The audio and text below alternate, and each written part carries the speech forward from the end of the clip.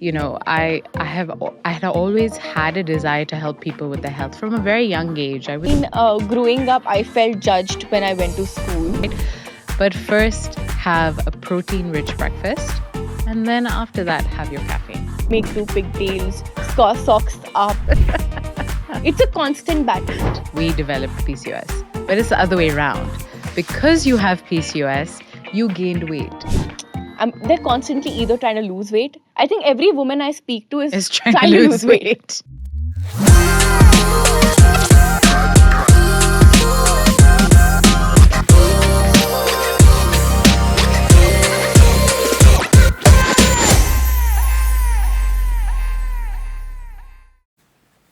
Hi, I'm Amika, and this journey began with a realization that women around me were taking care of everyone but themselves. When I was growing up, I wanted to understand more about my body and hormones, and well, there wasn't much information available back then. A few years later, as luck would have it, I ended up working with a wellness brand. And that's when I realized it wasn't just me. There were thousands of women struggling to get the same answers. So here's my earnest attempt at fixing the gap, bridging the gap with valuable information and insights. Let's deep dive into this holistic journey of wellness. Welcome to the Wellness Mixer with Amika. Hi, Amika. Thank you so much for having me. How are you doing today? I'm doing well, thanks. How are you? I'm nervous, but I'm doing well. Well, you're doing a great job, so don't stress. So, for our audience, Anushri and I first spoke sometime in September, and we immediately hit it off because both of us are trying to solve the same problem. We both are trying to uplift women with PCOS. There's a specific term that Anushri uses, and I want her to say it. So I think I want women to get rid of this limiting belief where they feel very hopeless and helpless about having PCOS, and that it cannot be managed naturally without medical intervention. So that is the kind of message that I want to share. Not to say that there's anything wrong with medical intervention, but I think there's so much more you could do and improve in terms of your health if you take a holistic root cause approach. Absolutely. Yeah. I think personally for my wellness needs also I've moved to a very holistic approach, and I've realized that a band-aid approach may not always work. In some cases, yeah, maybe where it's necessary, but a holistic approach is the way to go. Right. And something like PCOS is a long-term condition, right? It's not temporary. It's not something that will go away when you take medication for a couple of months and then it's gone, right? It's something you have to learn to manage throughout your life. So sustainability is important, and doing things that you feel comfortable with doing long-term. And I don't think most people are comfortable taking medication long-term, right? Absolutely. I think before we move on to this part, I want to come back and talk about your early years. How did you move to India? Of course. Where did you grow up? Because you've grown up in a lot of different places. Yes. You've studied in US. Tell us more about that. Sure. So I have a very kind of interesting background. I grew up in Botswana. So Botswana is a country in Southern Africa, and it's still home for me. That's where my mom still lives. And when I was 18, I wanted to study in the US. So I lived in the US for about 10 years. I did my Bachelor of Science in Biology. I did my Master's in Public Health. And I worked there for a few years in clinical research. And during that time, I really started to get interested in holistic health. And that's when I finally had the time to focus on my own health. Whereas before I started working, I was at school, right? I was at school for the first 22 years of my life, and there's always things going on. It's very hard for you to focus on self-care.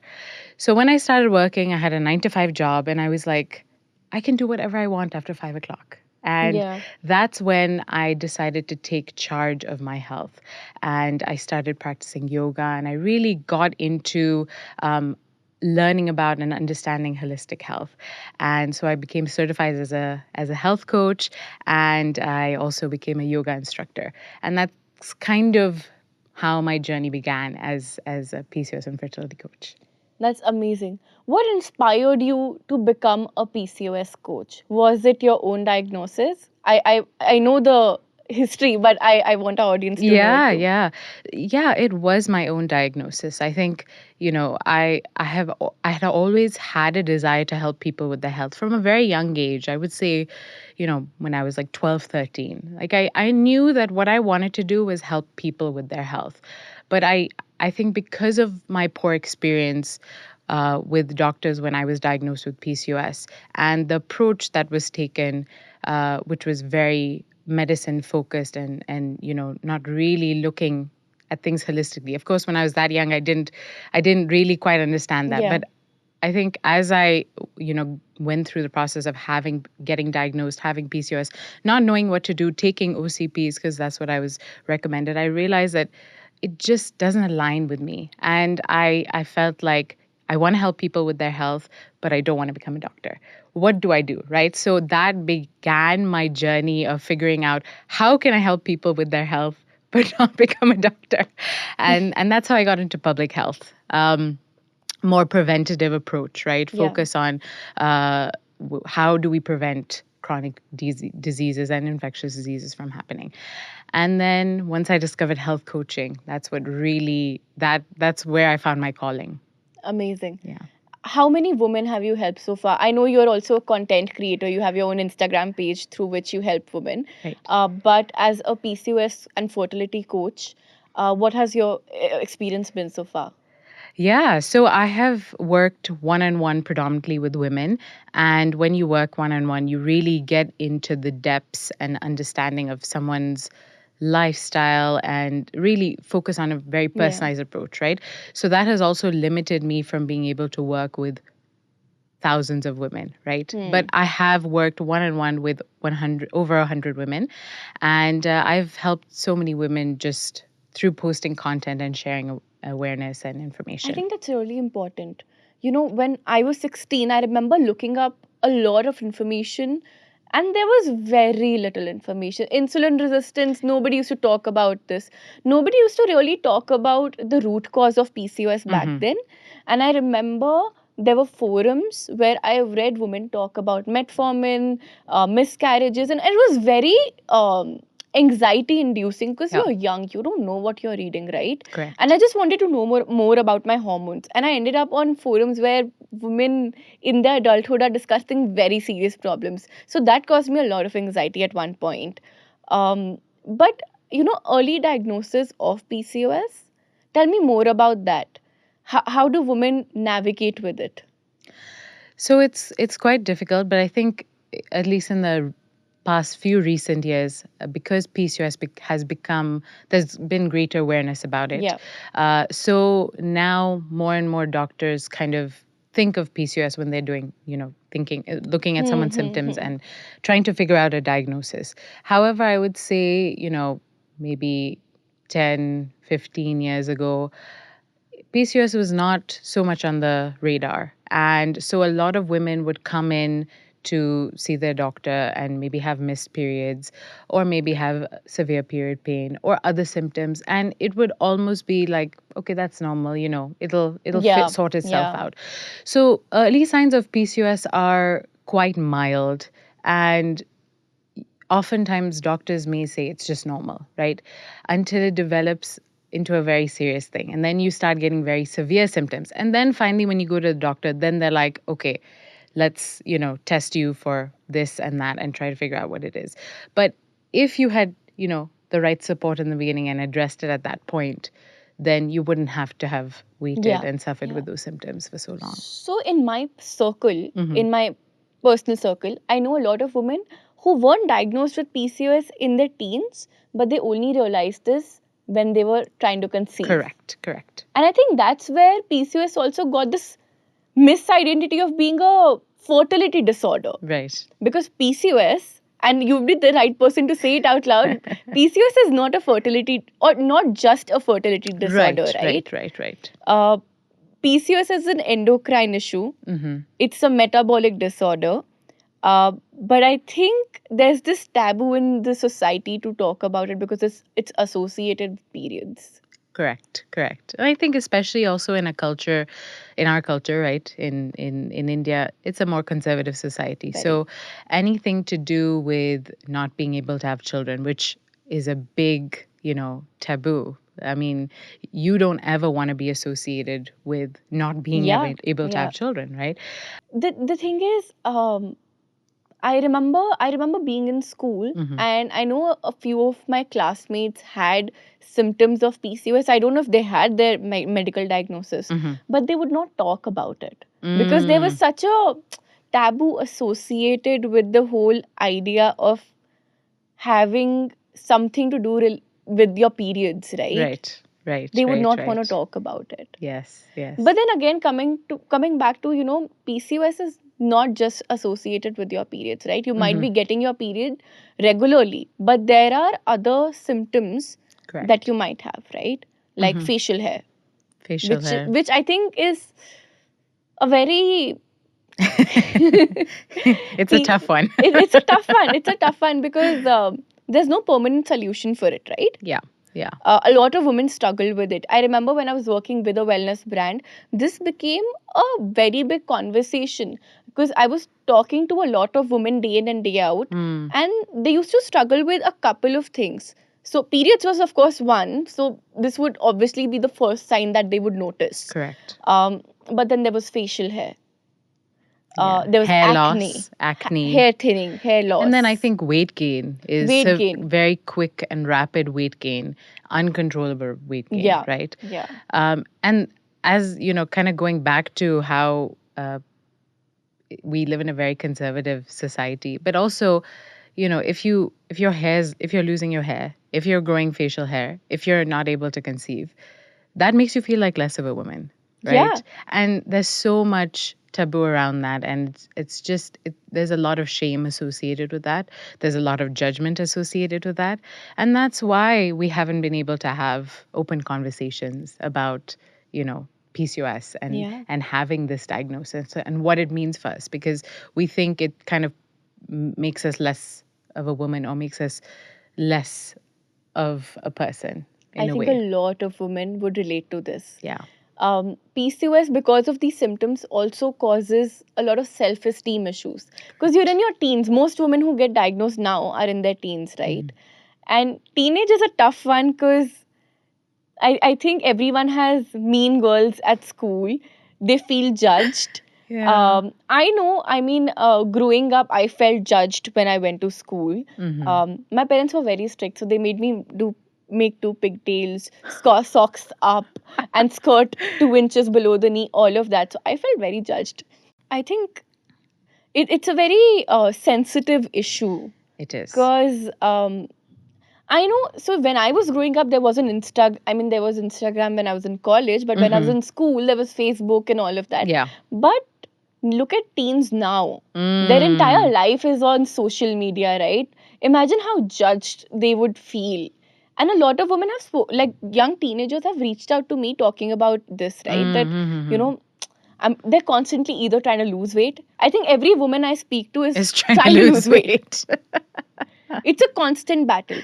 And in case of PCOS, I think doctors also put a lot of pressure on women to lose weight. Yeah. And that's the problem, right? We are made to feel that because we gained weight, we developed PCOS. But it's the other way around. Because you have PCOS, you gained weight. So by going against your body and forcing your body to lose weight, you're not addressing the root cause.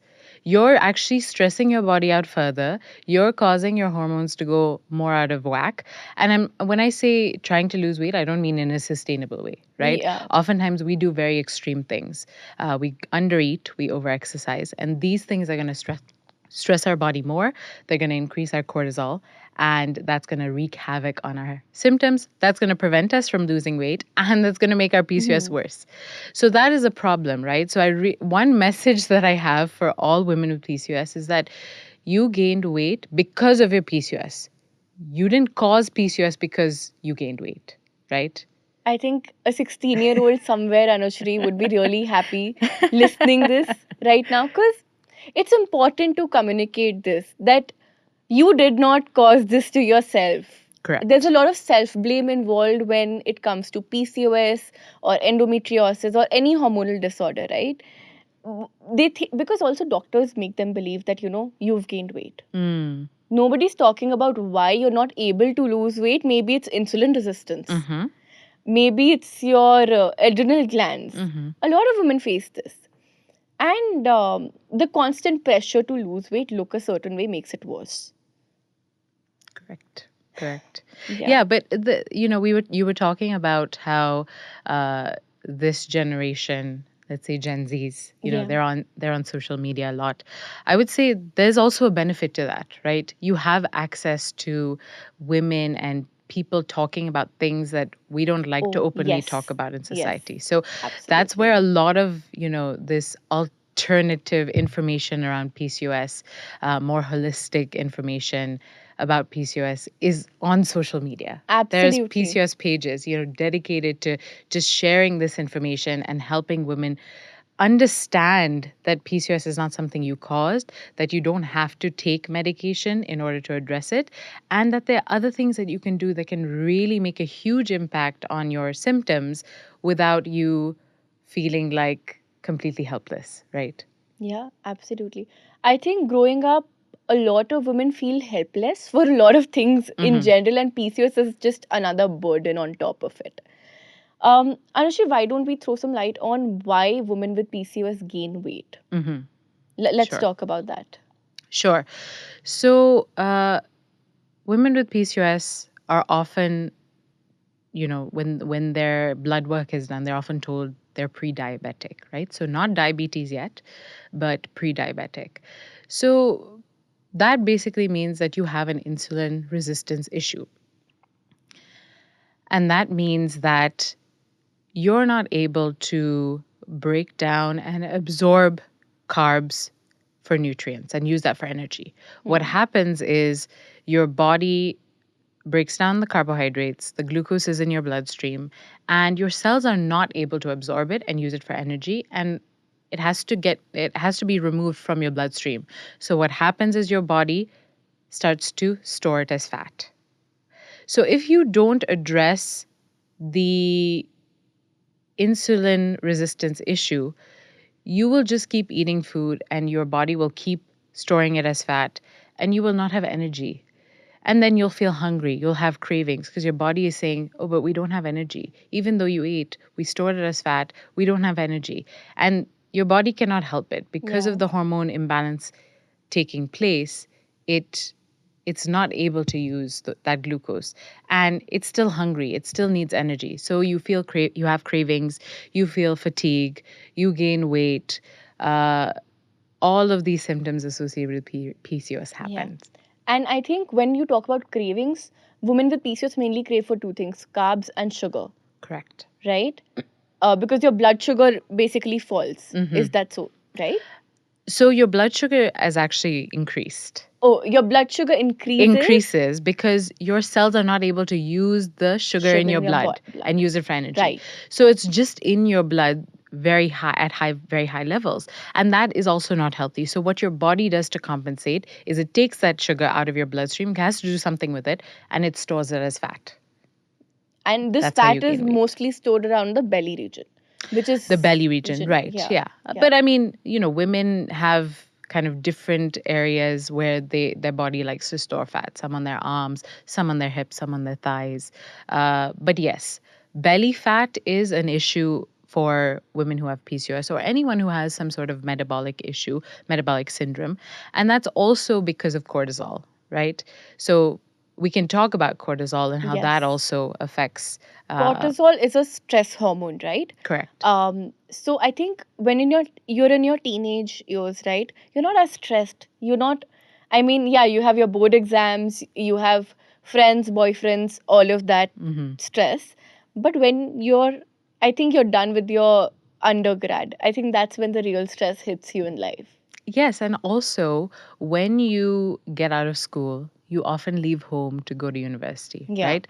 So that's a huge, huge change in terms of your lifestyle. You're no longer eating home food.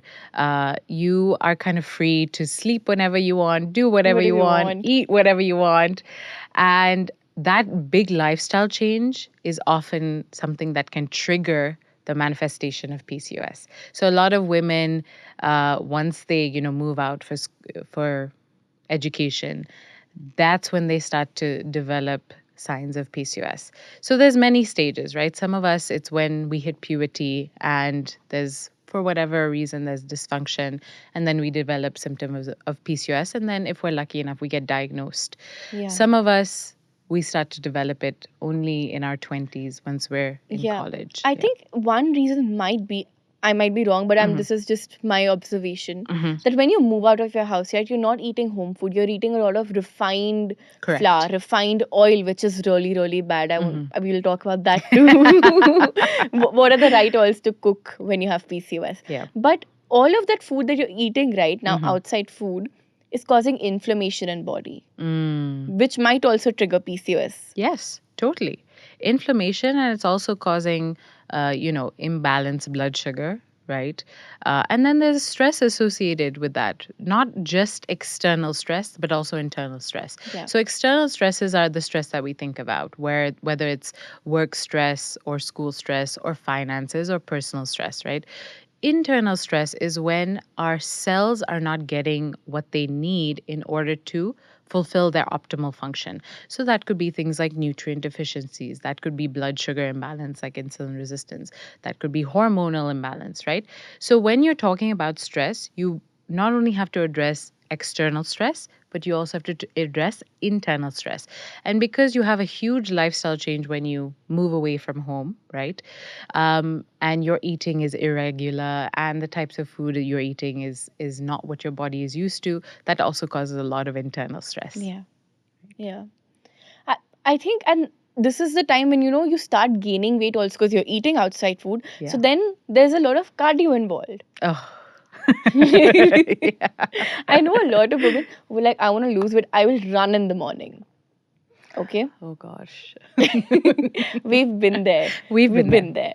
I used to go to the gym when I think I given my 12th board exams, and after that I had some free time before I went to DU, and I used to go to the gym, and my trainer used to tell me, बस treadmill पे आधा घंटा, ठीक है, then burpees कर लो, then do this, and I was like, matlab, do jumping jacks and all of that. And I even had a personal trainer who used to come home, okay, and she used to make me run in the sun, Anushri. It was so bad. It was so bad.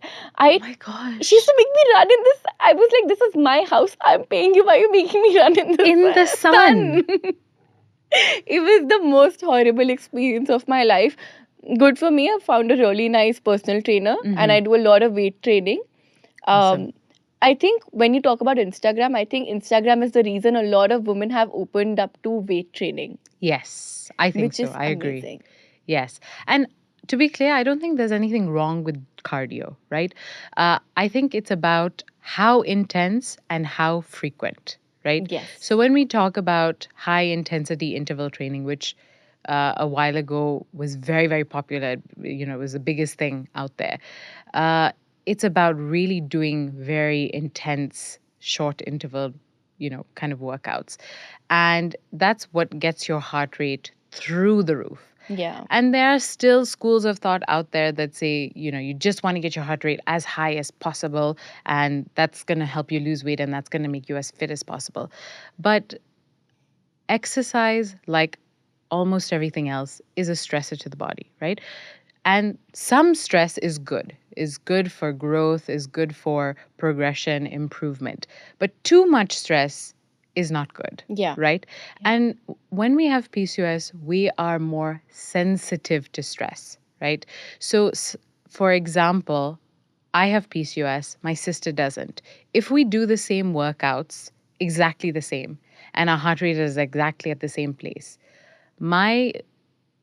how that is going to impact my body is going to be very different from how it impacts her body, right? Yeah. So you have to understand what your tolerance is to intense exercise. And if your heart rate is going through the roof, like over 150 for 30 minutes, that is the worst possible thing you can be doing for yourself. Yeah. That is when you're triggering the stress response in your body. You're turning on cortisol. It's rushing through your bloodstream, and you are not burning fat when cortisol is in your bloodstream. Absolutely, yeah. Yeah, that's just basic science. Yes, exactly. Yeah. That's science, right? So walking. You can even do swift walking, right? And yoga. So you can be in that high intensity region for up to 10 minutes. That should be okay. More than that is when you're really asking for trouble. Yeah. And again, this is for women with PCOS who are not like exercisers. They're not athletes. They haven't been doing this forever, right? They've just been told to lose weight and they're like, okay, now I'm just going to do intense cardio. Yeah, I think because intuitively, no, when they're thinking, they're looking at this. They're looking at their heart The rate and they're heart looking at rate. the calories they've burned. Okay. Exactly. So right now, oh my God, my Fitbit is whack. It according to my Fitbit, I've burned 1500 calories through the day. It's whack. My heart rate is 90 for some reason. What? Need to reset this. I think you're a little nervous. No, but I can't be that nervous. Yeah, that's true. That's true. I Your would heart be rate is like hyperventilating if I was yeah, at that's that true. point. That's true. But no, but I think this is why women think, the more calories we burn, the more the fat loss. And thank you for putting this out there that, this is not the right way to lose weight. Okay, so if you have to give me 3 tips, okay, for women who have just been diagnosed with PCOS and are trying to lose weight, Okay. what would those 3 sustainable tips be? Okay. So before we get into the tips, I just want to kind of say what are some things that you should think about when just been diagnosed, Yeah. right? So the first is don't panic. Don't panic. Don't panic. It's okay. There's a lot of resources, a lot of help out there, and you can find someone to work with who can help you manage your PCOS in a way that you feel aligned with, whether that's a specific doctor, whether that's, a coach, whether that's a nutritionist, whether that's a personal trainer, but find someone who you align with. Don't if you have a gut feeling that's telling you, I don't feel like this is right for my body, what this person is recommending, then maybe their approach doesn't align with you. Know that there are many people out there who can help you and help you get closer to your goals. You just have to find the right person that you align with and you also feel comfortable and trust in terms of that. So 3 tips. No, before Okay. I have another question now. Connect. So, what are some of the things that they should keep in mind when they're visiting a healthcare professional, right? Because when you're just diagnosed with PCOS, you're going through those 2-3 months of a lot of tests, ultrasounds, all of that. You have a lot of questions, but you're not necessarily confident to ask these questions in certain situations. So, what are some things that they can keep in mind to make sure that they align with whoever they're consulting with? So it's very difficult to advocate for yourself when you are in a room with a doctor who is, especially in our culture, is a big authority figure, right? Especially in, maybe in tier 2, tier 3 cities, is considered like God, right? What the doctor says, that is the universal truth. Yeah. And it's also important to understand that is just not true, right?